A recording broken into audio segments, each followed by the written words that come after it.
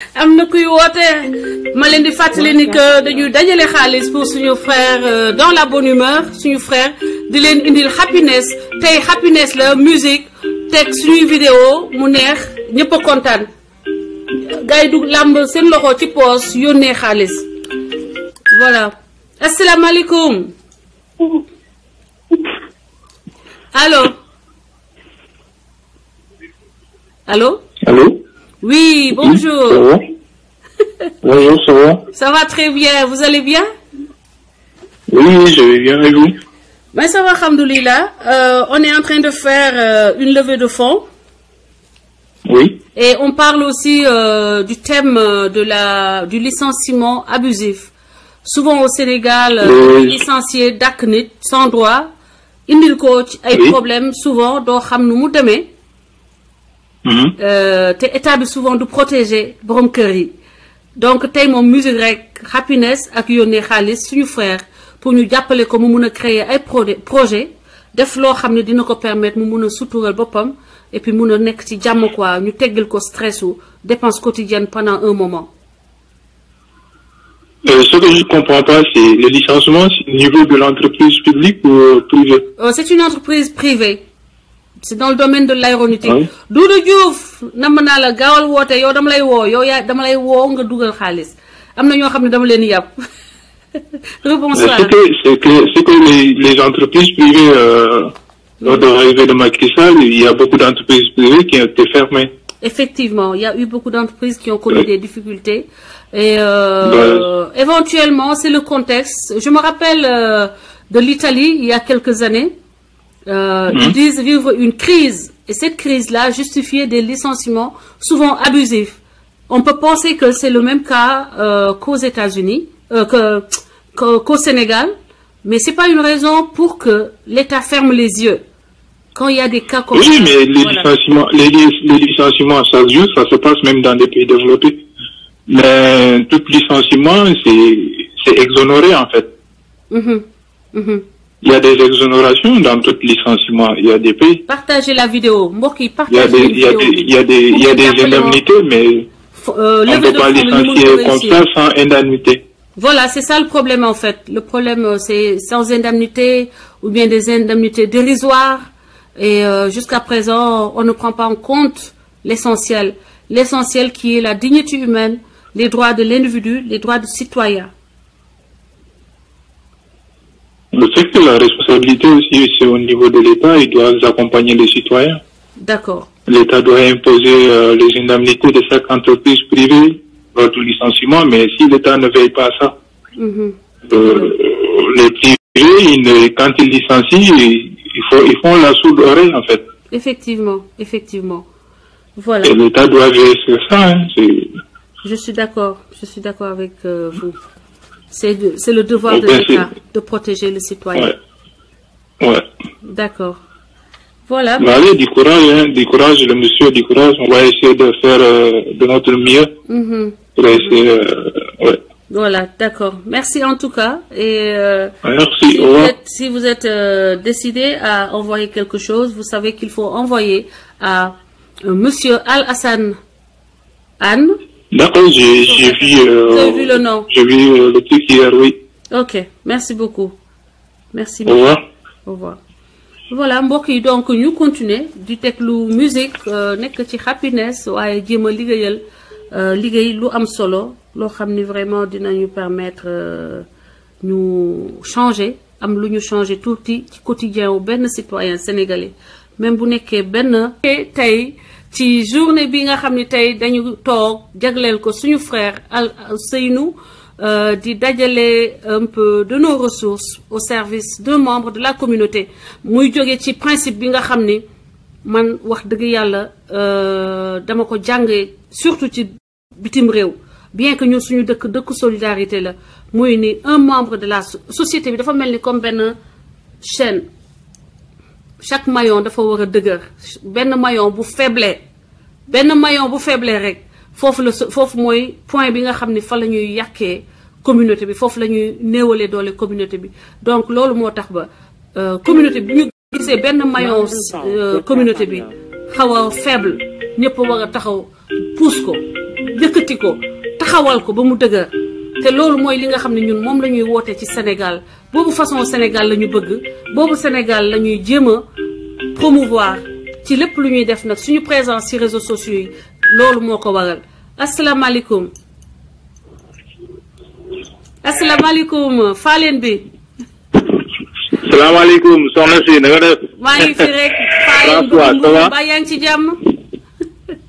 waaw maa ngi si jàmm di la namm di la sant bu baax. kontaan naa comme dugg nga ci live tey bi moom vraiment gëjoon naa la dégg mais léegi mereetuma la. wax nga dëgg waaw maa ngi nii nag ba ñëw Sénégal moo tax xam nga rek. voilà oh da nga dem vacances.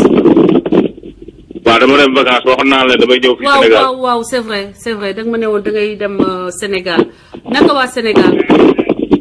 waaw ñu ngi si jàmm moom ñu ngi si jàmm bu baax Sénégal moom mi ngi neex tuuti rek mi ngi neex changé na tuuti. mais bariwul quoi. ok partagé leen vidéo bi man Facebook daf ma restreindre mënuma partagé leen ma sama vidéo bi mu yegg dugal leen ko ci groupe yi pour que sénégalais yi xëy na dina am benn sénégalais waaw bu mun a dégg ñëw jàpp ci lii ñuy liggéey nii tey.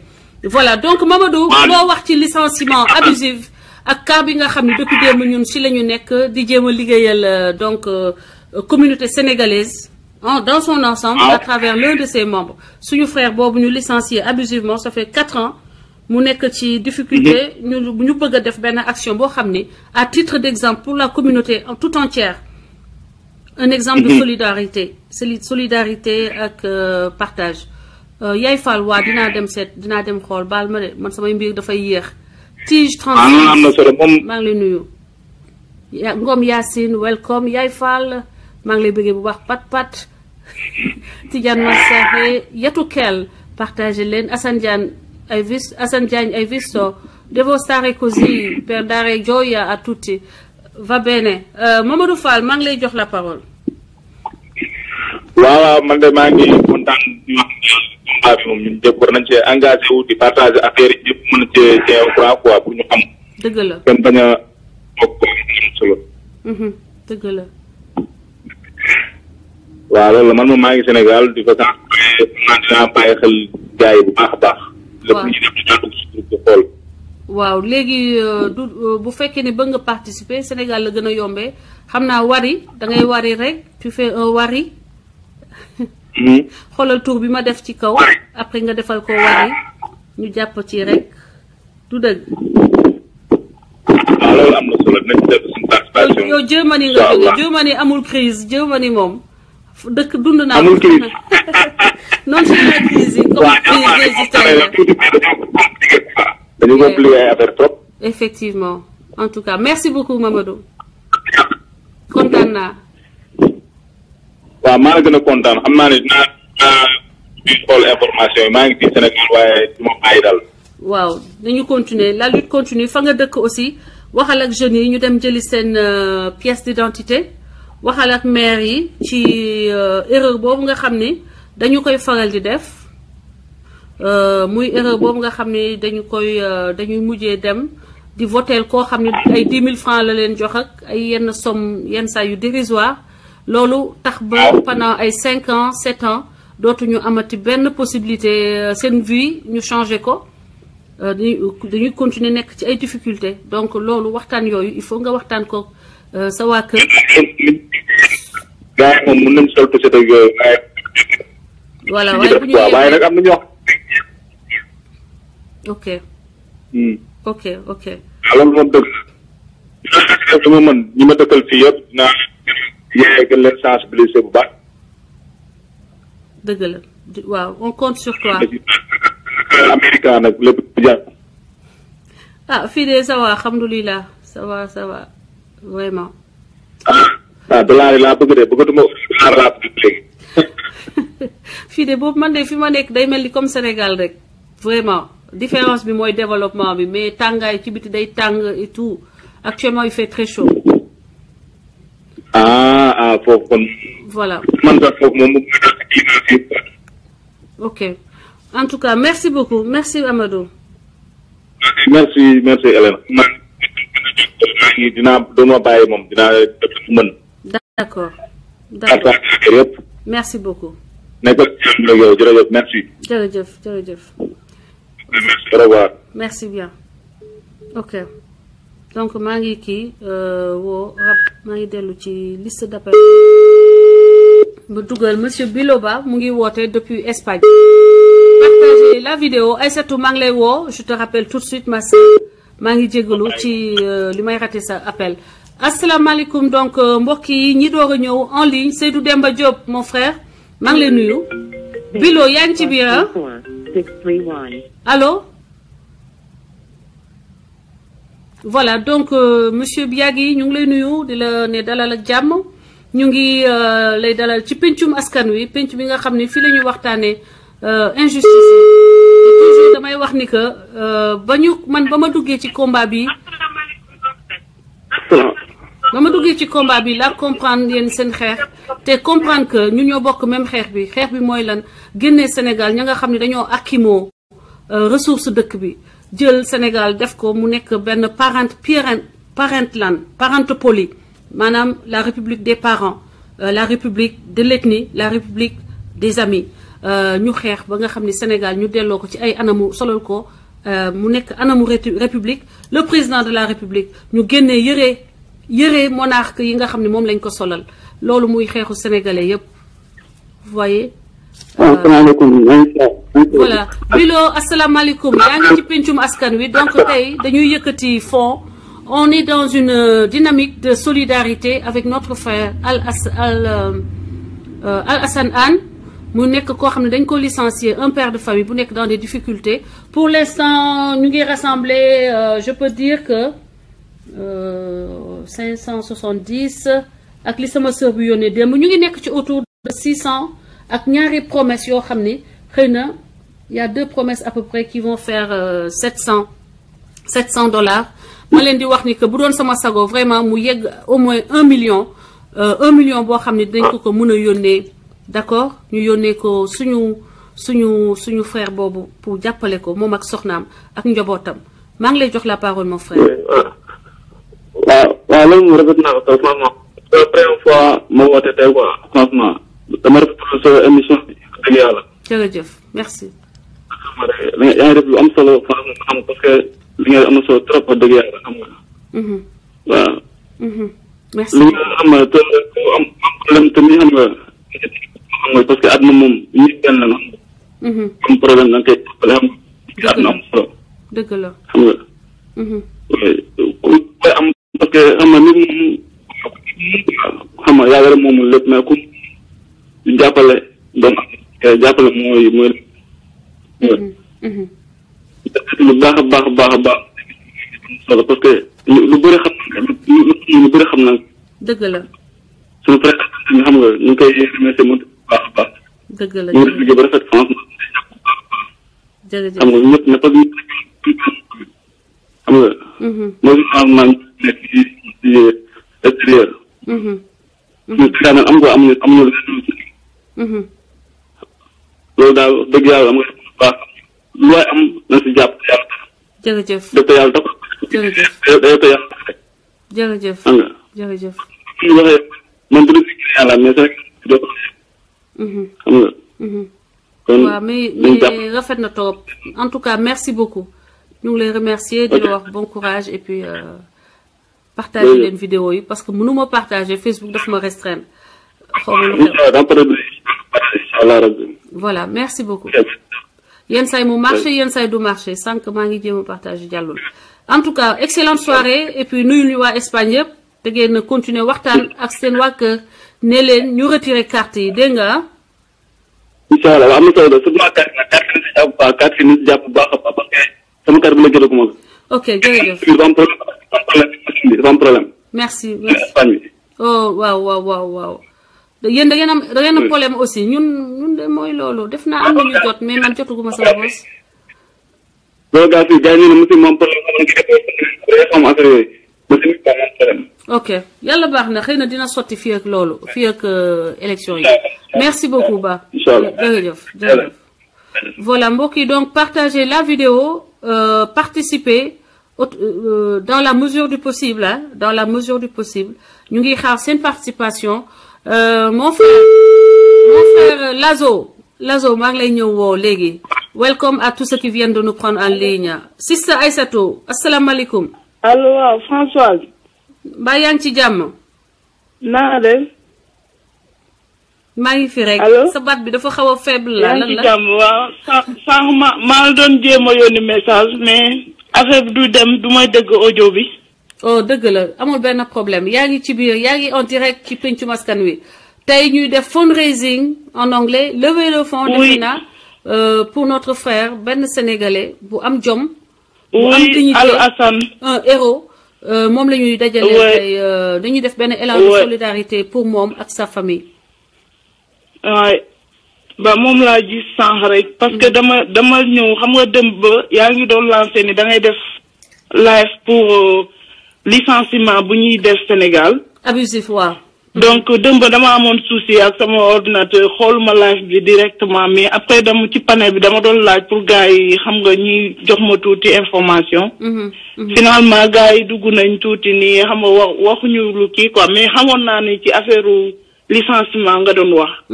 mais tey laa ko déglu tey dama wàcc ma déglu waa ji. vraiment sama yam dafa daw quoi c'est-à-dire ñu mel nii. ñoom bu ñu bëree tuuti rek Sénégal dañuy dem quoi dañuy dem. dëgg la sister. dañuy dem parce que ñu bëri ku feeñal dëgg maanaam dëgg fu mu nekk mu ngi mel ni suñu réew mi bugguñu dëgg bugguñu kuy def lu baax. boo xoolee même suñu télé yu fa nekk. ku fa gën a ñàkk jom nga ñaaw làmmeñ ñi embauché la. duñu xool sa niveau intellectuel wala ban formation nga def non non ñoom daal na nga ñëw ngay jaay ñàkk fay dara ñi kii la. pourtant li ngay wax yéen yàgg ngeen live ñun musuñu leen xam. mais même bu dee am na ñu leen xam mais c'est-à-dire mun naa am dañuy lire rek ñu zëppe mais xoolal bi Alsan taxawee mu buddi saaga ndey. nga xam ni sénégalais c'est-à-dire si domaine boobu la ñuy déggee. mais du ñuy dégg fu nit ki di waxee ci respect. mais waa ji xoolal lu mu wax moom armée lañ ko yar. te armée respect moo njëkk a commencé respect. parce que respecter boo respecté sa bopp nga ñi jàngal la respect en plus parce que xam naa ni noonu la juddoo quoi. dañ ko yar ci yar ak teggin mu dem dugg armée mu gën a formulé kooku ñëw di servir dëkkam. nee na am na ay moromam yi dem feneen ak feneen. mais moom mu des Sénégal di jàppale sénégalais. buy wax sax nga xam ne dafa am éducation. waaw ki nga xamante ne muy sauver ay centaines de milliers de personnes. avion buy jël ñaata nit lay jël. sànq maa ngi déglu benn femme mooy madame Ba li mu wax avion du jaga njaay. te li muy wax dëgg la ku dugg avion da ngay tari loo man musuma dugg avion ba nelaw.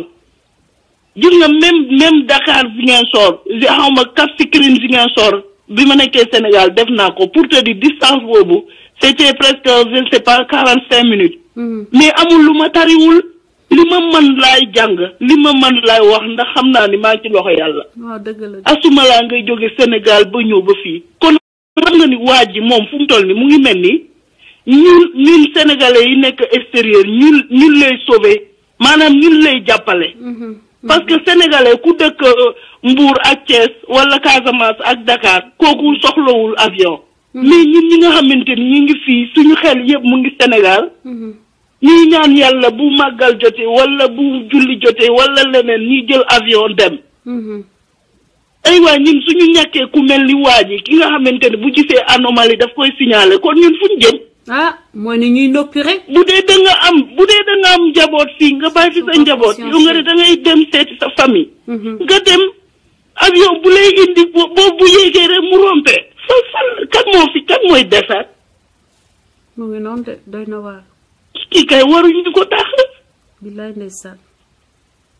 mais li ñuy wax la dëkk bi nga xamante ne dëgg du fa dox. booy wax dëgg dañ lay tëj mbaa ñu rey la. moom yàlla sax moo ko sauvé. ki yàlla moo ko sauvé ndax yàlla mi ko may bakkan ba tey yàlla def mu wax ak yow Françoise. kon nga xam ne yàlla mu ngi ci ay mbiram kenn du ko seetaane nii. te kontaan naa ci waa ji nekk Paris. ki naan moom bëgg na dina def lu mu man ba dina ko jàppale ba ñu jëlaat ay dossier mu am liggéey kooku lu ma neex la li mu wax.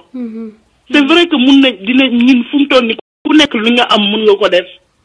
mais c'est-à-dire waa ji tolloogul ci retraite il faut mu am ñu taxaw pour ñu lijjanti ay papier mu amaat liggéeyam mu mën a yóbbu jabootam. waaw loolu laa doon ci mais nag vraiment daf am na lu ma métti quoi c'est-à-dire loolu ni li ngay wax ni yàgg na am na ñi nga xamante ni da ngay ñëw benn patron da lay proposer mu gérer la nga bañ rek mu dàq la loolu kenn du ko wax fii temps yi journal France yi yooyu ñooy seen débat ñi nga xamante ni ay affaire abus sexuel affaire yooyu dañuy dénoncer même ay ñuy présenté woon candidat sax tey ci suba rek maa ngi déglu RMC. mooy kii doon présenté nekk candidat président France yi. dañ ko ay plus de 9 femmes yu ko accusé ni dafa leen bëgg a abuser affaire yooyu. xam nga. Sénégal ku def loolu foofu dëkk bi kenn du ko wax foofu la ñuy nekk ku def lu ñaaw ñu sutural la ku def dëgg ñu yàqal la ba nga yàqu. kon ñun kañ la ñuy dem kañ lay baax. d'autant plus que moom après ba mu defee dénonciation bi avion bi daanu na de. compagnie boobu am na avion yu crash. mais moom laay wax ni. la mu doon wax vérifier nañ ko pratiquement avec l'historique de cette compagnie léegi. voilà autorité yi man nekkuma di def procès dama ne. jàppale leen. ce compatriote parce que la mu def. ba am problème ba ñu dàq ko loolu ngeen war a sant chaque citoyen sénégalais fii Amérique foo romb dañuy bind plaquette if you see something say something boo gisee dara waxal dara gis nga fii tam François gis nga fii ma ne la fii da ngay gis comme li nga def ni yow li nga def ni ñun Sénégal pour te dire man je peux le jurer que tu es la première qui fait ça la première qui a fait ça c'est-à-dire fii da ngay gis ñi nga xam dañuy def recensement sax wala kii pour def ay test de cancer wala ñi nga xam ne dañu am cancer wala ñi am affaire kii dañuy def laaj ay don dañ koy dugal internet ñuy wax ku am loo am nga def ko ci internet ñu joxe côté yëpp. comprendre nga. ok sister. réseau bi dafa dem. C'était la première et c'était la bonne aussi quoi. Donc c'était pas la seule cas et puis yu cas yu mel nii comme waa ji war nañu defaat maximum comme li ñu jógoon ci affaire Assane. comprendre nga. voilà léegi loolu nag c'est-à-dire du xaajoo gis nga bu ñu yor suñu réew mi bu ñu gisee lu mel nii c'est pas parce que ñi dañ koy def pour wane wala leneen mais dañuy def pour que ñi maltraité sénégalais ñi wàññi li ñu leen di maltraité parce que dañu xam ni ils sont pas seuls il y a la population qui les soutienne. gis nga loolu. loolu la nag yow action bi ngay def nii. du caageen ni affaire yi dañuy nekk fii wala kii mooy def lii mooy def non dañuy def pour ñoom ñi won leen seen lâcheté maanaam dañu lâche quoi. suñu nguur yi dañu lâche ils sont lâches quoi duñu jàppale doomu aadama amuñu benn yërmande. donc ñun ñi buñ gisee population ñun ñu nekk fi kenn am nañu riche sax kenn riche ñun ñëpp ay baadoola lañ mais yàlla may nañu xol bi nga xamante ni yéene nañu li ñuy jàppale suñu moroom nit ku ñuul wala waa dëkk suñu waa réew nu mu mënti mel. boo duggee ci problème lu ndaw li ñuy jël di la ko jox ay 50 € wala 100 €. loolu duñ ko ñàkk mukk ba abadan.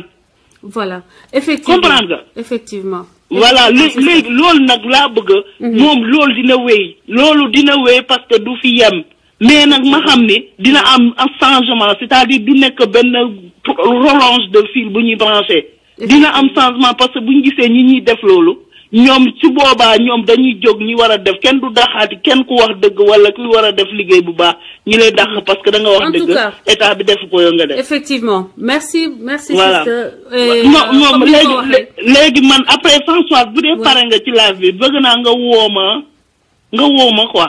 waaw s'il te plaît. ok waaw parce que dafa am lu ma la bëgg a expliquer maanaam Ousmane woo na la lim la wax man ça me tient au cœur quoi et puis fu mu toll nii su ma waxul ak yow du baax ci man. bëgg naa nga woo ma s'il te plaît. waaw merci beaucoup sister merci beaucoup.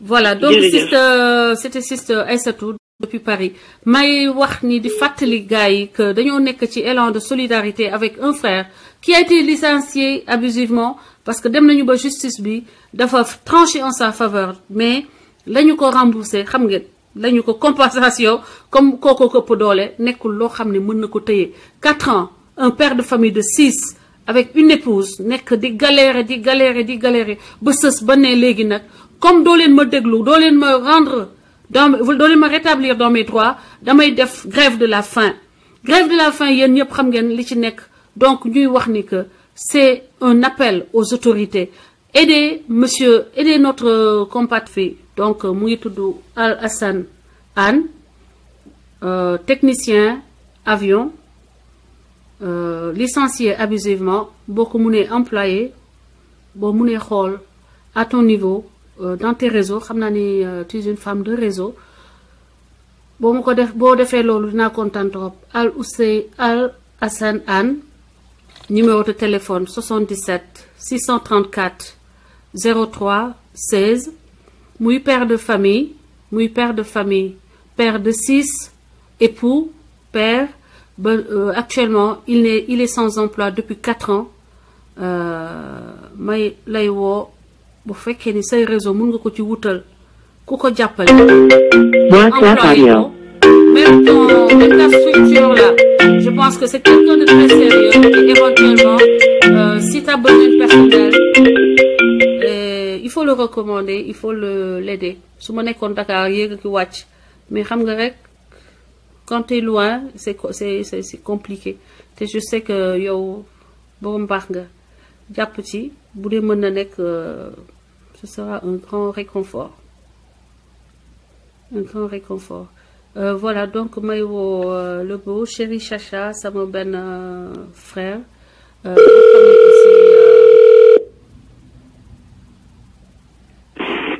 mooy loolu oui asalaamaaleykum Lazo waaw comment vas-tu oui ça va sant yàlla rek kontaan naa yàlla baax a baax comme jot naa la kontaan naa mbaa yaa ngi ci jàmm maa ngi si jàmm de maa ngi sant yàlla baax a baax maa la gën a kontaan de alhamdulilah nekkal si jàmm rek waaw gaa nekkal si jàmm rek la ma la waxoon rek dëgg la mon frère la ma la waxoon rek dëgg la mon frère naka kii bi naka liggéey baa ngi nii rek ay jógal daanu fi mu ne nii dama ñëw ci live bi am na affaire yu ma war a def mais dama ne damay nekk en live ba midi sama heure inchallah ma door a dem ci samay bagages léegi donc il est 11h38 fii mon frère du dégg nga kaawu démb bi waaw aw ma xel de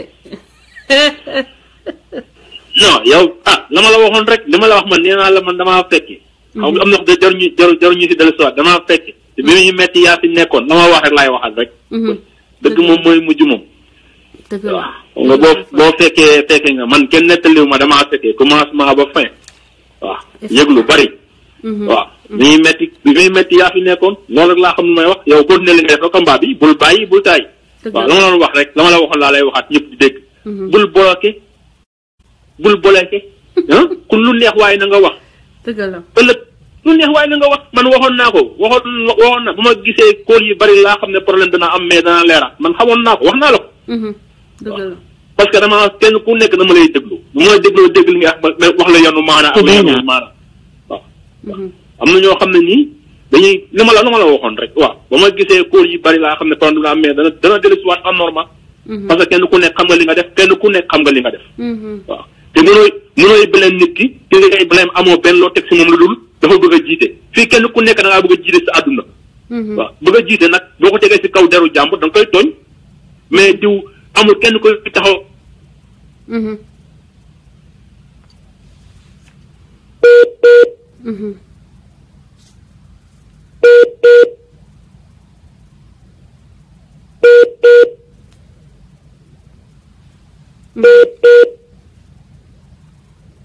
ok réseau bi dafa dem mais maa ngi invité madame Ba invité naa la de dugal naa la ci live bi boo accepté di nga feeñ ci screen bi di nga nekk ci screen bi donc acceptel je t'ai ajouté madame Ba je t'ai ajouté en tant que invité waaw Lazo. allo. ah sister maa ngi jégalu de beneen call bee ñëwoon mu dagg quoi. yeah. waaye li ma doon wax rek yow góorgóorlu rek def li nga war a def kenn ku si ne xam nga li nga war a def. parce que at nit bi ku ne bëgguma jiite da ngay wax la neex ñëpp a bëgg a jiite. waaw te boo jëlee beru nit ki te naan dafa bëgg a jiite dafa bëgg a jiite te kii wax naan dafa bëgg a jiite kooku moo bëgg a gën a jiite ñëpp loolu yanuwul maanaam. mu ngi noonu fii ñëpp a bëgg a jiite. toi tu as compris. waaw ñëpp a bëgg a jiite. tu as compris. waaw parce que ki nga yàq deram naan dafa bëgg a jiite loolu dafa yomb mais mënoo wax ne diw moo ma def lii xam nga boo mun wax ne diw moo ma def lii rek c'est-à-dire que yow def nga erreur mais bëgg a jiite moom ku si tooñ nit moom yaa ko tooñ bëgg a jiite man mii damaa bëgg a jiite su ma sañoon tey fu ma liggéeyoo ma jiite. dëgg la su ma sañoon fu may liggéeyoo ma jiite ñëpp. mais diw dafa bëgg a jiite dafa bëgg a wane dafa bëgg a lii yow daal defal la neex. amul benn problème waaw. amul benn problème yàlla xam nga yàlla gëmul nelawul in fine dinañ toll foo xam ne dootul soxla ay wax dootul am na foo xam ne du ay wax moo koy sax lijjanti yàlla mooy atte yàlla tey jii ay mbiram dafa gaaw ay mbiram dafa gaaw keneen loolu laa doon wax nag ne la lu jot na yomb yow daal li nga war a defal def leneen li ci def dana réglé wu sans yow nga nekk discussion bu bari te loolu moom moo am. dëgg la en tout cas merci beaucoup merci mon frère. non léegi après waajooju noonu naa la woo. su ma la woowee ñu wax lu ñuy def quoi après mun ma kii ko waa zéro. waaw d'accord. mu ngi Sénégal non moom non. waaw mu ngi Sénégal. waaw ok léegi man naa la woo après ñu kii quoi parce que su ma demee naa ji ma wax ak sama gars yi fii xool si lu ma mën a dajale. xam nga man moom sama mbir ma. xam naa say mbir. léegi koo mën a yëgal affaire bi rek ku mën a yónnee yow nga dajale affaire yi après nga yónnee ko directement waaye suñu frère Assane Hann pour que xëy na bu yëf yi demee ba am consistance dina ci mën a ubbi benn projet pour l'instant mën naa wax ni que ñu ngi autour de 700 $700 pour l'instant. Allô? ci ay promesses de dette. Okay. de contribution am na yu jot a dugg mais dama def évaluation bi noonu rek xam nga. non amul benn problème man léegi laa xool lu ma kii rek naa waxataan ak sama gars yi fii nii na ma defoon rek di def noonu rek man moom sama yoon nekk si. ok loolu avancé loolu laay wër ay arrière moom bokk ma si quoi daa ma gën a xam. xam naa loolu merci beaucoup. ku may mere sama dëgg nga may mere amul benn problème. merci beaucoup merci. bonne journée merci amul benn problème ba ci kanam. ok waaw. voilà mbokk yi temps bi nag mu ngi waaj a jot dama newoon tey ba midi. bu midi ci man quoi xam naa ci yéen def naa midi c'est quoi chez vous c'est 19h 19h la midi 19h la ci yéen donc ma tegal leen musique en attendant madame Ba ajouté naa la ba sonn kon comme ça passe pas danga may woo danga may woo dégg nga. The QuickBooks Self-Employed app allows me to take a photo of my receipts, pour donc rassembler un peu de categorize my expenses, suñu benn frère benn waay boo xam ne dama ko naw parce que dafa gis ay irrégularité ci compagnie boobu compagnie bi mu nekk mu daal di ko signaler compagnie bi kii ko dàkk ko ñu dàkk ko accepté naa request ba sonn ajouté naa la ba sonn ci screen bi madame ñaari nit laa mën a ajouté actuellement yow sax nekkoo ci mais ajouté naa la je t'ai ajouté as guest ok muy ni ajouté as kon sa appareil du ko nangu madame appareil bi moo ko nangu maa ngi dugal ñi demandé Adja Aminata ma xool ndax dina dox ajouté naa mais du ñëw yéen gars yi da ngeen di configurer seeni téléphone comme ça su ma leen dugalee ngeen mën a kii Fallou Ndiaye ajouté naa la yow tam as guest add ok ça ne passe pas anyway mbokk yi donc il nous reste quelques minutes tey pour live bi nga xam ni tey il est 20h44 live bi nga xam ni tey dama ko def pour ñu def benn levée de fonds di soutenir benn compatriote sénégalais boo xam ni Assane Hann mu nekk technicien dans l'aviation ñu licencier ko abusivement depuis 4 ans mu ngi yëg ki wàcc pour se faire rétablir dans ses droits mais loolu jusqu'à présent amagu ci succès parce que non seulement il a été licencié mais licence am dafa périmé te renouveler luñu ko parce que dañ ko dugal ci condition yoo xam ni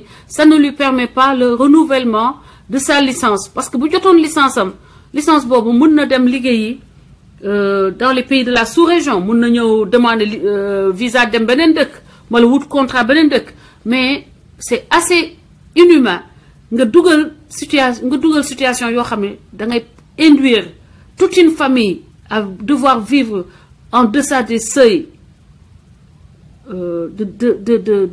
à la limite dañuy nekk da nga leen di dugal dans la pauvreté da nga koy franchir le seuil de la pauvreté alors donc li ma métti mooy que nit toujours Sénégal da ngay gis méchanceté mooy gën a fës gentillesse bëriwul li muy fës humanisme bëriwul li mu fës ñun dañuy jéem a joxe modèle boobu dañuy jéem a promouvoir modèle boobu humanisme et solidarité donc on a autour de 700 et quelques dollars de promesses de dette ma leen di fàttali ni que bu ma kenn yónnee même 5 dollars bu ma ko kenn yónnee leen ko Al Hassan Hann directement à Dakar man du ma recevoir benn xaalis boo leen ma yónnee du ma ko retirer et parce que nit koo xam ni tu vois dafa doon sauver ay vie ba ñu mettre son existence en jeu il a perdu sa licence parce que licence bi dafa laaj nga nekk di pratiquer defe naa boo toogee yenn délai yi pratiquer woo sa licence donc il faut nga jaaraat ci processus yu compliqué pour nga jot ko te loolu mu nekk ci ay jëfu doomu aadama jëfu sénégalais ñu ñaaw jëm ci def lu ñu mën mooy jàppale Alassane ak njabootam pour ñu mën ci génn tuuti as tuut ñu am benn bouffée d'oxygène loolu tax ñu toog fii asalaamaaleykum madame Ba. allo. oui ma sœur comment vas-tu. Françoise. ça va. madame Ba jéem nañu ci benn façon bu ne affaire bi daal il faut ñu régler ko hors antenne mag yow. waaw foog nga régler ko waaw. waaw defe naa ni dese na. côté boobu côté technique bi. mais garaawul foog ñu régler ko. waaw léegi maa ngi nuyu ñëpp. ñu ngi lay fay madame Ba. waaw di wax suñu incompétence su dëkk. muy le Sénégal. dëgg la madame. Françoise bu dee ci domaine avion. suñu waa dëkk. suñu gouvernement. dafa bari problème ba nga xam ni même les Américains ne les respectent pas. da ngay gis ni boo fekkee da nga nekk fii bëgg maanaam jënd ticket pour dem Sénégal.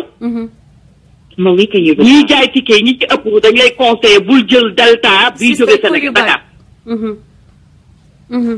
dañ naan la bul jël Delta bi jógee Dakar parce que dañuy jël avion bu ndaw boo xam ne day yëngatu. ba pare dañ lay maltraité. te américains yi meluñu woon noonu. mais dañoo dem ba suñu dëkk ñu gis ni gouvernement bi bëggul boppam. on n'est pas sérieux. bu fonk ñu askan wi defuñu lu ñu war a def ñoom tam teguñu ñu ñuy nit gàcce googu nag tey billet bi li ma jaaxal billet bi du changé te duñ la wàññil dërëb. man essayé naa Delta bi jógee États-Unis dem France. te dañ lay toppatoo lekk yi plaisir la. dëgg la xoolal c'est vrai. xoolal hôtesse yi dañ lay toppatoo façon toppatoo boo xam ni indi la lépp tout xoolal loolu man mosuma gis lu mel noonu. parce que Delta boobu ay tubaab ñoo ci nekk te France la jëm. wante Delta bi nga xamee ni dafay yem Sénégal waxuma Delta bi continuer dem bii dem South Africa de waxuma Delta boobu de parce que Delta bii dem South Africa premièrement avion bu mag la mais dafay dugal ay tubaab ci biir yoo xam ne dañuy jaar Sénégal taxaw continuer South Africa. mais bu fekkee ne Sénégal rek la yem bul dugg bul dem. parce que duñu la traité bu baax. du avion bu ndaw la ñuy lu mel ni taxi avion ba pare avion ba xat na ba pare avion bi ndaw na ba pare day yëngatu dañ ciy sentir yu yëngu ci biir. maa di taal. ñu fa jógee xoolal ñu fa jógee ci avion bu ndaw ci from Dakar. to Amérique mais du ñu jëlee ci Delta bi jógee Sénégal di ñëw Amérique tellement respecté wuñu waa Sénégal. waaw te yow boo xamee américain xam ne américain du respecté doomu aadama la. dëgg la te bu ci tubaab yi nekkee ñu dem France dañuy respecté ñu dem Chine dañu leen respecté ñuy jóge ci même ci biir dëkk bi entre état boo ci duggee avec plaisir du lay toppatoo dañ la respecté te mu des biy dem Sénégal. loolu la fotu kan la. ah c'est la faute de nos autorités. wuute nu mu la gisee. très bien lay ëwalee. waaw léegi nag loolu dama koy wax képp ku nga xam ne avion bu ndaw ngay jógee Sénégal wala nga bugg ticket na nga avoid na nga moytu Delta bi nga bu ndaw bi yem Sénégal ko jël parce que sa $1,500 yi ngay fay c'est ton argent da nga koo fay demee jël South Africa. South Africa from Washington Dallas. boobu ngay jël ñu toppatoo la. jox nga lekk ba suur sa xel dal. ba nga yegg ci Sénégal ci jàmm ak salaam ay retour. doy na waar. wala nga jaar France bi jaar France moom dinañ la toppatoo waaye bi jëm Dakar moom maa ngi wax képp ku nga xam ne yaa ngi fi di jënd ticket parce que koy nañ ko romb parce que màggal jot na te nit ñaa ngi pare bu daw di fa xaalis yaa ko liggéey te dafa metti te $1,500 du xale ku ndaw. $1,600 li ko manqué ak yow pare ko. dama ciy ñaax sama mbokk africain yi sama mbokk sénégalais yi. te ñun suñuy problème mooy dañu report maanaam suñu amee problème léegi bind ko duñu bind parce que fii dafa am dara business bureau. dara business bureau ñetti bee la bee foofu ngay report loolu am na xarit te sénégalais yi duñu bind. donc ñun suñu Françoise kenn respecté wuñu te ba pare journal bi na Sénégalais yëpp di déglu journal ñu xool te ku ñuy wax ci journal lu bon rek la ñuy wax ca dëkk ba ak lu metti rek kii sàcc na milliard kii or ba tout à fait kii dugal na jàpp nañ ci trop kii yóbbu na milliards yi kii ko jàpp ci lii kii feebar dem ca hôpital ba kenn faj ko dee na loolu rek ngay dégg ci suñu journal ba ñu ma fa juddoo ba léegi mosuma dëkk boo xam ni journal bi kuy wax ci dëkk bi lu bon rek lay wax parce que lu bon rek moo fa am. dëgg la c'est incroyable. dëgg la. maa ngi ñaax mbokki sénégalais yëpp que live bii ñuy def ci def social mën nañ ci jàppale suñu waa dëkk. parce que ñun il faut que ñu wane ni lu wane le bon exemple. Aboubacar ci partager mënuma partager. créer live bi pour jàppale suñu mbokk sénégalais yi. parce que li Marième Faye Sall di def affaire mu lay woo ci rajo yi di la faj ñun émigré yi mën nañ ko. dëgg la. te Marième Faye Sall alalu Sénégal lay jël ñu ko ciy gërëm. di ko xalamal nante yaa fi gën a baax. yaa fi gën a jongama te xaalis bi sénégalais yi ñoo ko moom mu leen di woo di leen faj di ko def ci campagne. léegi émigré yi nañ ko woon ni ko loolu muy def ñun en tant que émigré mën nañu ubbi suñu live social jàppale suñu mbokki sénégalais yi ca biir Sénégal. tey lii ngay def action sociale bi bare na ñoo xam ni déception moo leen may suul nañ leen fi yàgg parce que dañoo am déception ci seen liggéeyukaay. dëgg la. bare nañu feebar am façon feebar boo xam ne tey bu ñu leen ketaloon xaalis tey nga immigré yi ak ñëpp ñu may dégg ñu def ko cotisation jàppale leen danañu wér te du ñu koy Marième Faye. dëgg la. donc lii ñuy def ci live c'est quelque chose de positif.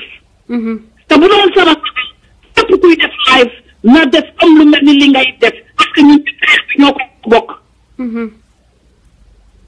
lu ko waay waxe baax na xeex bi ñu ñëpp amul góor amul jigéen. parce que wax ji sew ji amaluñu benn njëriñ donc dañuy def action sociale yi di jàppale bon gouvernement bi te ñoom li ñuy def li ndaw soo si di def. Marième Faye Sall ci suñu alal ñun immigré yi mën nañ ko jàppalee suñu askan. parce que ay mandarga yu baax la yoo xam ne technologie bi ñu ngi wane ni amal na ñu njëriñ te on commence par ici. dëgg la dëgg la. te lii c'est un très bon exemple dama la ciy ñaanal yow. merci madame ñu ñoo ko bokk yow itam nañ ci jàpp bu baax. mais nag bu fàtte ni ku bokk ki xaj baw la. bul fàtte ni baaraam yi dafa wuute. kenn ku nekk ak sa façon. dëgg la. kon yow mi jiitu yaa war a muñ. dara neexul ci àddina mais ku gis dëgg xam ni lii dëgg la te lii nga nekk nii mooy dëgg. te dina la ci jàppale bu baax. jërëjëf merci beaucoup. sama àddina yëpp social la ak kuy jàppale man kuy def lu positif dama ciy am yaa xam nooy xeex ak Sénégal rek ànd naa ci li ngay def. merci beaucoup. yaa may dégg. waaw parce que fii tey jii ba nga ñoo xam ne ña nga Sénégal di la dëkk seen problème tey ni ñu la jotee ba exposé seen problème rek lañ ci wër. dëgg la dëgg la. te nañu fexe ba suñu loolu Al Hassan ak plus ma dépassé 1 million.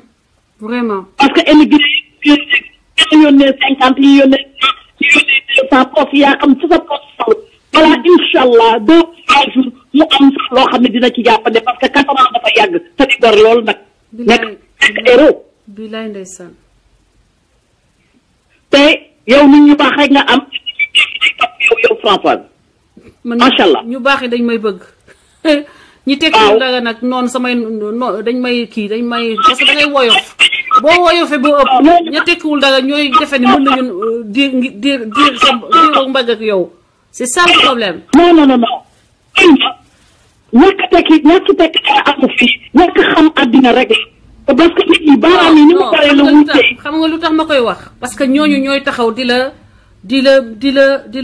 bëgg a def seen fookaay seen wutukaayu seen wutukaayu xaalis moo tax ma ne tekkuñu dara nit ku tekkuñu dara dans le sens des valeurs madame Ba dama ne tekkiwul dara ci côté valeur man nit ku amul ay valeur gëmuma la damay ne tekkiwoo dara nit ku amul principe gëmuma la man xam nga kan moo ma mën a sonal nit koo xam ne dafa am dignité am ay valeur am lu mu jomb am lu mu seexlu def doomu aadama man jomb naa fenal doomu aadama man Gaye jomb naa ko jomb naa fenal doomu aadama jomb naa sosal doomu aadama jomb naa ko su ma gisee ku koy def nag damay jàpp ne yow nit ku tekkiwul dara nga parce que nit ki da nga war a am ay valeur da nga am benn affaire rek ba ma lay laaj tuuti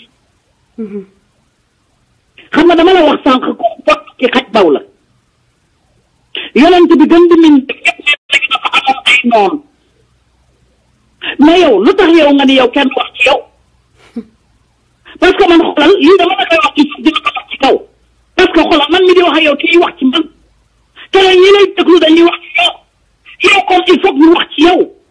donc loolu. mais c'est à moi yaa ngi ci lu positif continuer ci lu positif. ci lay ñu jàppale la ci. ci lu baax rek lay dox man ci lu baax rek. jeex na soobee yàlla. et c'est tout parce que yow loolu ngay def tey jii social boobu ngay def boo intéresse ñëpp parce que dañ ko manqué suñu dëkk. suñu journal yi dañu wax dëgg suñu télé yi dee nañ. benn télé rek a gis Sénégal muy waaw. à part waaw amul beneen télé boo xam ni dina la wax loo ma ñu dégg lu dul fecc ak loterie. dëgg la dëgg la. ku ci feccul télé yi bu ñu feccul ci biir loterie. dëgg la.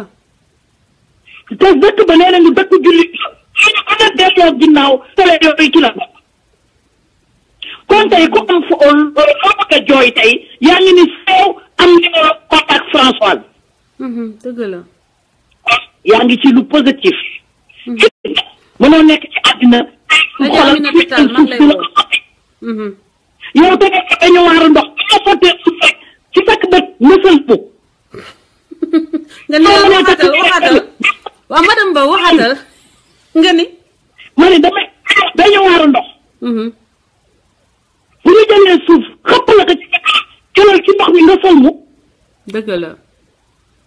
Sénégal da laa soxla. dëgg la madame. ci suuf si bare nga takk li ne. parce que Sénégal da laa soxla. Sénégal da laa soxla te dinaa la la jàppale parce que man ci loolu lay yëngatu pour sénégalais yi bëgg feex parce que ñun jigéen ñi macha allah comme les Amazon ñun ñooy changer Sénégal. incha allah loolu parce que góor ñi mën na nekk. léegi góor ñi am nañu ba sonn ça ne va pas. dëgg la madame Ba dëgg nga wax de. góor yi responsabilité ñu ngi leen jox yëpp dañ koy yàq xajamal ko te ak jaxatee xaalis bi. dëgg la takkee ko ay ñaareel jëndee ko ay kër. on va essayer des femmes. on va jëlee une femme Sénégal parce que góor ñi li madame Ba wax nii dafa am solo de déglu leen bu baax seetlu leen góor ñi këpp kees xaalis bi li ñu këppee kees kër lañ ko wute oto ñaareel te xoolal wala ñetteel te loolu yëpp finalement xam nga lan la pour satisfaire seen ego wu góor ego wu maal man maa gën a heureusement que du ñu dox taatu neen heureusement que góor yi duñ dox taatu neen sinon dañ doon xëy bés di ngeen gis ku jël moom jël jaasi attaqué ay bagage moom parce que ñoo ko ëppale góor yi di ngeen war a xoolaat seen bopp lan moo gën a gàcce ci àddina lan moo gën a rustoo ci àddina lan moo gën a rustoo ak gàcce góor di dem ci place milieu di ko baatare xaalis dëgg la loolu góor waru ko def góor gu am maanaa waru ko def ak Sénégal fi mu toll lan moo gën a ñàkk fayda boo dem Chine ba gis chinois yi di baatare doo ko gis góor africain ak naar di baatare xaalis doo dem Europe ba gis français yi di baatare xaalis lu tax Sénégalais yi ñun lekkuñu naanuñ ku feebar doo faju mbalit yaa ci mbedd mi di la xaar inondation baa nga dee yooyu yaa ngay matt yàlla am na malaria di la xaar fee ñu wax ñu jaxat-jaxatee suñu dëkk ñu di fàcc bu événement amee góor ñu sol seen ñetti abdu taxaw teg kanam di baatare dëgg la de ñàkk fay lu ñàkk joma ngi noonu déglu leen madame Ba madame Ba waxal madame Ba waxal lu ñàkk mu njëkk jigéen ñi nga doon dégg ñuy jigéen ñi dañoo muus ñu ak seen xaalis góor ñu ñuy taxaw keneen di way ñuy jaay duri ak di baatare jot maa ko wax devait montrer le bon exemple aux femmes bon exemple jigéen ñi ñoo war a wane bon exemple ci seen i góor ñi ñoo war a wane le bon exemple ci jigéen ñi jiitu topp ci dëgg la Sénégal dafa métti waaw mais su fekkente ne xaalis bi da ngay xëy da ngay ñàkk a jom nekk sàcc ka bu la neexee bu ñu la wayee dina xamal mais mën ngaa baatare dalaa yomb liggéeyoo ko loolooy te boo gisee ñun dañoo war a 2018 lañu nekk dañu war a changer defaraat suñu dëkk parce que li ñu nekkee au moins pas de problème Sénégal su doon nit la def la koormaa te gisuma fan lay yeewoo dëgg la de madame Ba wax dëgg yàlla ñu ngi koormaa tëdd ci Sénégal ci koormaa la nekk tëdd ci la gisuma fu koy yeewoo ci lañ ko sampal machine bi bu ñu ko roccee mu daan dëgg la neexul waaye dëgg la moo tax mënuñoo def nañ jigéen ñi ganaar nag sonal na leen tam fu ñu lekkee ganaar sonal na leen fu ñu lekkee ganaar sonal na leen te boo seetee madame Ba problème bi man damay wax ni man je maîtrise pas tellement principe li tax ba góor takk ñaareel wala dem takk ñetteel man dama jàpp ni couple dafay am problème c'est-à-dire que dañuy dem ba jikko nit ñi yaruñu ensemble léegi couple bu demee ba am problème yow nga am comportement boo xam ne neexul sa jabar mu la koy wax am ay façon yooyu def neexul sa jabar mu lay won ni que loolu neexuma au lieu que nga góorgóorlu régler problème boobu tax ba sa jabar di mer yow doo ko def de da ngay dem wuti ñaareel léegi boo wutee ñaareel boobu jikko bi xam nga ne dindiwoo ko mu ngi nekk ci yow nga demaat ci ñaareel boobu quelque temps nga miin ngeen affaire bi bu passé lune de miel bi passé rek jikko ba ñëwaat taxaw ci couple boobu nga ni ah jigéen ñi dañoo bëri problème te seetu woon ni que yow yaay fuir résolution problème boobu nga xam ne mu ngi ci yow tey indi conflit de couple problème de couple léegi nga dem takkaat ñetteel yenn say ci ñu ci fase beneen am benn buñ ci fase ci diggante bi tu vois ça c'est des choses yoo xam ne wóor na ma bokk na li tax ñuy këpp kees yu bëri Sénégal quand vous avez des problèmes de couple au lieu de dem takk ay ñaar ñett yooyu ak fase kii régler leen problème de couple bi xool leen seen bopp yéen tam xool leen seen bopp n'est-ce pas moi je pense que takk ñaareel fuite de responsabilité le souvent. loolu tamam à part la loolu da koy indi tam. boobu su ma ko fi indee tam saa bi day bëri c'est-à-dire day ba coow bi day bëri.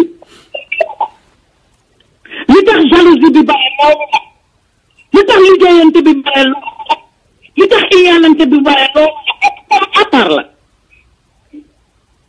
ok sister non mais je te jure dëgg rek nga wax. est-ce que wujje course day ñëw Sénégal. dëgg la dégg nga loolu. dëgg la dëgg la. day ñëw Sénégal lu gën a yàq suñu société loolu à part la kooku da nga koy ñëwal.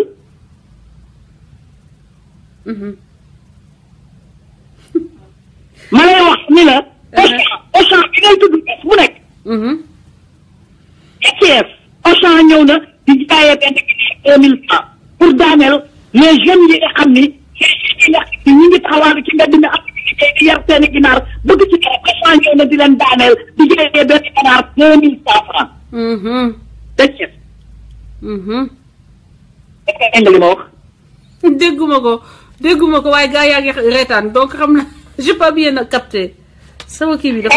góor yi nga xam ne amuñu liggéey bëgg ñoo sàcc bëgg ñoo agressé di def seen petit poulailler dans la maison yaakaar ci am dara su jaay ko ganaar sax 2500 wala 2800 Auchan ñëw na di jaayee ganaar Auchan. waaw te Thiès ñëw di jaayee ganaar 2100 sama kii moo leen ubbil bunt bi. waaye ñun fu ñu jëm ay Macky Sall waaw Macky Sall lu tax nga soxaw rek ci Sénégalais yi. agresseur xajuñu ca prison ba ku ñëw jël alalu jàmbur booleel ko ku ci am sa benn petit 50 000 dem jënd say poussin ñëw di ko xool pour mën ci am dara. Auchan ñëw di jaayee ganaar 2100 francs.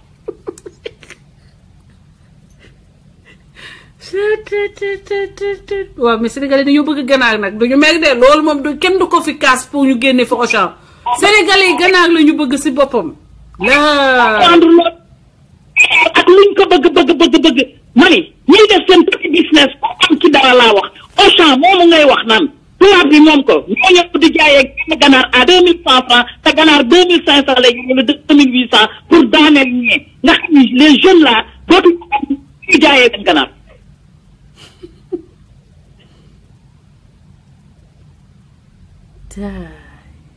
affaire bu grave. mani le problème mu Sénégal c'est le début du commencement. fuir ou périr. waaw. est-ce que dégg nga li ma wax. waaw. finir ou périr.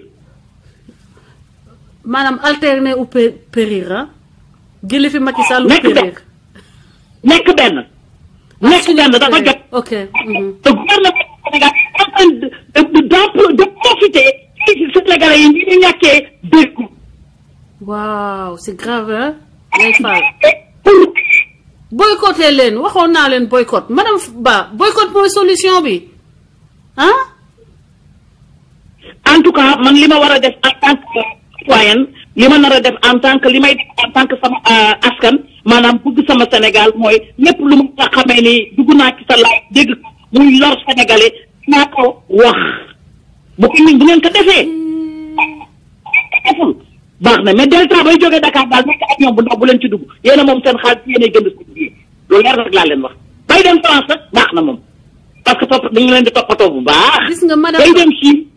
madame Ba gis nga wuude nu mu la gisee rek noonu lay ëwalee gis nga suñu président yi dañ ñoo defal mauvaise publicité de par le monde ba nga xam ni man xam nga un jour may dem may ñibbi ma jóge Sénégal di dem je pense que j'allais sur l'Italie wala Allemagne def naa Allemagne la mais avion bi dañuy pulvériser dañuy pulvériser avion bi dañuy romb naan pulvériser mu mel ni ñun dañoo ànd ak ay feebar yoo xam ne dañoo war a nettoyer balaa ñu dugg Europe mais man jour boobu dama mer musuma loolu première fois bi ñu ko def tout est des ma jongu ba ci yàgg ma ne waa lu tax may de jongu après ñëpp a ngi toog kenn waxul naa noppi rek ma dem beneen jour ma toog ci télé italienne gis ay jeunes africains yi bu ñu yegsee Lampedusa madame ba ñu rangale leen jël ay tuyaux dañuy taxawee fële jël ay tuyaux di nettoyer xale yi loolu yëpp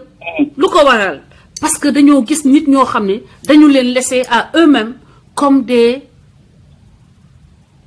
ñu amul benn valeur donc finalement waaw tubaab yi sax ñoom valeur bi ñuy jox ñun suñu président joxuñu ñu ko parce que loolu mooy rendre difficile que nga xeex pour tes droits ak tubaab yi xam nga la xam nga Paris man ba ma dooree dem Paris dama amoon xarit sama xarit mu ngi tey sama xarit d'enfance ba tey dama jàngoon ci moom loo xam ni c'est-à-dire que bu la tubaab xoolee da ngay nekk ay Rokhaya da ngay nekk ci biir métro bi tubaab xool la sax de travail rek nga commencé attaquer tubaab bi raciste moi je suis né ici moi je suis né ak français ñoom ñëpp a koy def tous les noirs qui étaient en France en tout cas dans les années 94 temps yi ma njëkk dem France bu ñu tubaab bi waxee rek ñu commencé oui tu sais moi je suis né ici mon grand-père a fait la guerre moo xoma leen xoolal dañuy xuloo ba yow da ngay bëgg nëbb ci suufu chaise yi tellement ñoom souvent yes sax ñun ñooy tooñ tubaab yi mais en fait loolu bu ñu ko doon def ak ñii ñuy jiite ay ñoom Macky Sall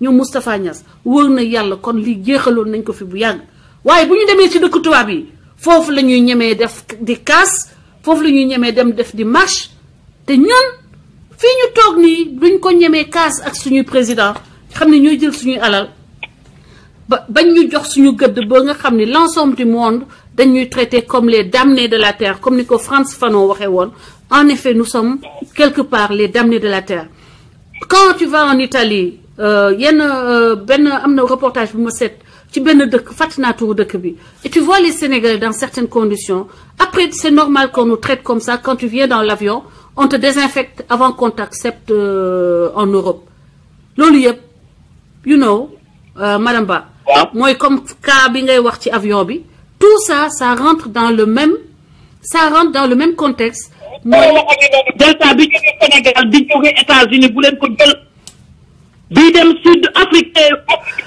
South Africa baax na parce que ay tubaab lay yëpp waaye bu ndaw bi bu tuut bi boo ko xam tant que yeggoo ci aéroport ba nag moo tax moytul leen ma delta da leen jël South Africa avion yëpp a tolloo South Africa lay dem tubaab yi nga ci bokkal nekk ci jàmm ñu jox la nga lekk jox la nga naan nga nekk ci jàmm mais delta moom ba jëm Sénégal maa ko wax dama ci am ay expérience dégg ñu ma koy wax bari ci démb ma ci dañu avion bi day yëngu rek am na lu ci lañu te man sama càmmiñ bi ba mu waxee ci affaire avion ba léegi dama gën a tiit al Assane boobu dama gën a tiit pulvérisation boobu moom ça me tue pulvérisation bi ñu pulvériser au départ de Dakar ça c'est une pour man c'est un benn genre yabel la musuma ko gis au départ même Asie dem naa Asie musuñu pulvériser mais Sénégal boo fa jógee ñu lay pulvériser comme janax wala mbóot bu ñu war a nettoyer non mais c'est grave madame. mënoo ci dara nga koy def nag bu yéegee ba nekk xolal ba nga commencé mais luy jël ci ngay sentir ñu koy désinfecté. ñu désinfecté ñu dañ ñu désinfecté de waaye nag yàlla baax na nañu ñun génération yii xam ne léegi ñu ngi osé ñàkk dara ñu ngi osé dire quand même suñu opinion ouvertement contre la manière dont nous sommes dirigés peut-être que dinañ dem ba dañ toll foo xam ni on sera traité